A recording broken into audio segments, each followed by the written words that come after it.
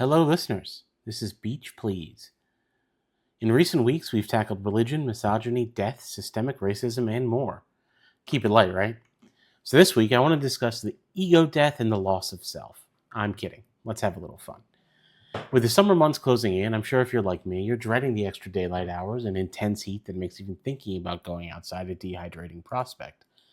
And actually going outside, leaving you feeling like a desiccated corpse. But if you're normal, then your head will probably fill with ideas of sun and the beach and vacation. We've all been on vacation before, I hope, and sometimes you meet people. We'll talk about our vacation selves when I get to the one I love, but right now I actually do want to keep it light. So let's get into the underrated comedy from 2021, Vacation Friends. Uptight Marcus, played by Lil Rel Howery from Get Out and Free Guy, and his girlfriend Emily, played by Yvonne Orji from The Blackening and Insecure, arrive on holiday in Mexico. Marcus is nervous. He's planning to propose. He set it all up ahead of time. Rose petals, champagne, the works. But when they get to their suite, they find that the presidential suite above them had a serious hot tub malfunction and flooded their room. While trying to find alternate accommodations, they bump into the cause of that hot tub malfunction. And that cause comes in the form of Ron and Kyla. Ron is played by John Cena from Heads of State and Peacemaker, for whom I have expressed great admiration before. He's such a great actor in this kind of role, where he gets to play this insanely jacked, scary-looking, but ultimately kind, open, empathetic, and slightly goofy guy. He's the king of this archetype, and his charm is a big, big part of the appeal of this movie. I don't know why he got into acting so late in life. I don't know what he did before acting, but in doing some research, I was told that I wouldn't be able to see him. Kyla is played by Meredith Hagner, and I continue to think that she's one of the most underrated comic actresses in the industry. She blew me away in Search Party and was great in Bad Monkey, and again has this archetype she plays so well. She's got this lovable, somewhat ditzy, free-spirited character in the bag. I'm sure she has range, judging by some of the more dramatic parts of Search Party, but when she's this likable playing to type, I can't be mad at it. Even when she's cheating on Andy Samberg in Palm Springs, you just can't help but like her. Now, these two, Ron and Kyla, couldn't be more different from Marcus and Emily. In addition to being white, they're completely free with themselves. Wanderlusters, travelers, borderline vagabonds, absolute free spirits. I'm talking to the point that I cannot, with all of what's left of my inner child and all of my mind combined, even begin to imagine what that feels like. I have never been that free at all. To be completely honest, it's aspirational. But then again, I'm someone who doesn't even wear shorts in public, so maybe being that free with myself isn't in the cards. I'm a lot more like Marcus, buttoned down, planning for every possibility, never leaping before I look, and usually not after looking either, if I'm being completely honest. Emily comes from money. Marcus started and runs his own construction company, which his soon-to-be father-in-law looks down on. More on that later. Marcus is a park ranger who spends his days finding people lost in caves, and Kyla works for a doctor who has to change addresses often because the feds keep coming after him. But that's the beauty of vacation. Sand in your shoes is the ultimate equalizer. Despite initial and understandable apprehension, the four become fast friends, with Marcus and Emily trying their best to keep up, accidentally doing cocaine, getting obliterated at bar after bar, being chased by some very angry locals. You know, normal vacation stuff that any of us do on any of our holiday trips. Unrelated, I'm told they still have my photo up at Magic Kingdom.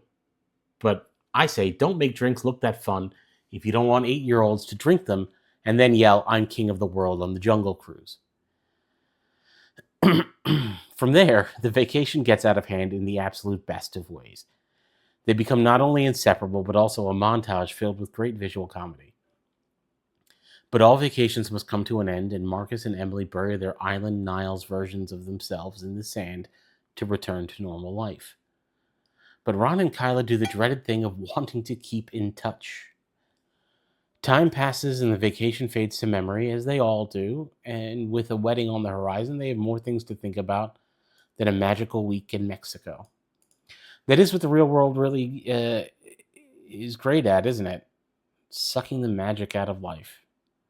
Until Ron and Kyla show up, causing all sorts of chaos. I've watched Vacation Friends 4 or 5 times now, and each time there's a level of unease. First of all, comedies are never as funny the second time around. Comedy is an equation that relies on a subversion of expectations. So if you know the punchline, it's hard to be surprised by it. I also worry that, like I did with Palm Springs, it's a movie that connected with me so much because it was a pandemic watch originally.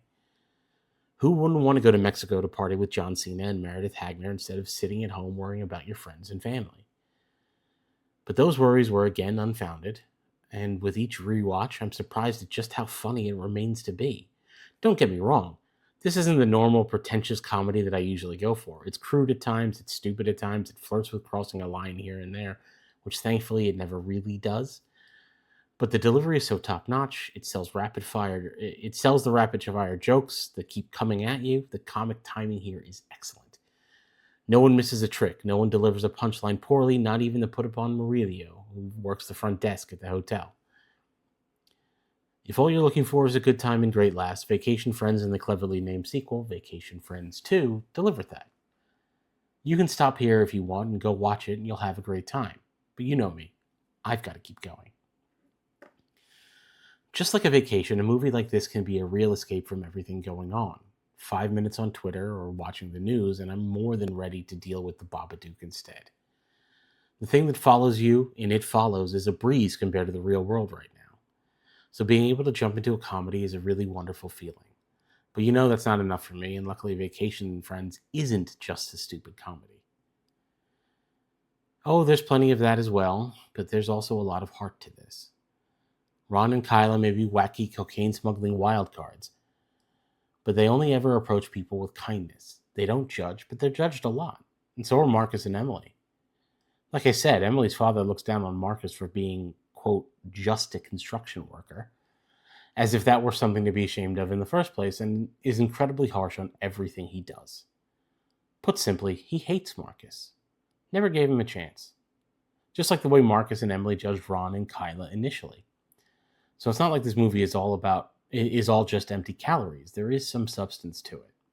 Learning not to judge others until you get to know them, approaching people with kindness, treating people with dignity.